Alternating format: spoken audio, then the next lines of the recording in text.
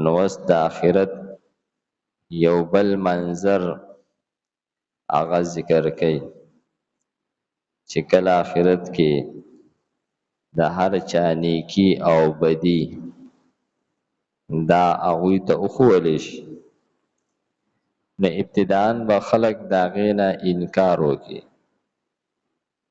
او دوی به دا خیال وکړي چې یاره بس دلته کې اوس دغه یوه ذریعه ده چې موږ انکار وکړو د شرک نه او د ګناهونو نه او شاید په دې باندې موږ خلاص شو. دوی به وایي چې یاره موږ ته خو چا د توحید او د نیکۍ دعوت نه دی راکړی، موږ خو د څه نه خبر نه وو، چې موږ ته چا ویلی موږ به ولې نه کولی. نو بیا به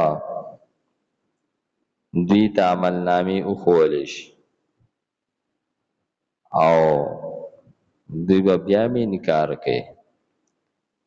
نو بیا به د هر امت پیغمبر هغه راوغوښتلی شي چې تا خپل دې امت ته دعوت ورکړو او چې او دغه امت ته بیا هم انکار کوي چې نه موږ ته خو دې پیغمبر څه دعوت نه دی راکړی. نو بیا به الله تعالی دغه پیغمبرانو ته ووایي چې ستاسو سره څوک ګواه شته دی؟ دغه پیغمبران به ووایي چې آخرنی امت چې دی دا زموږ ګواه دی.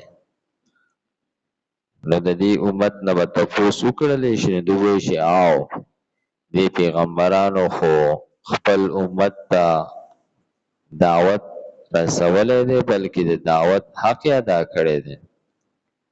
نو هغوی به ووایي چې تاسو خو زموږ په وخت کې نه وئ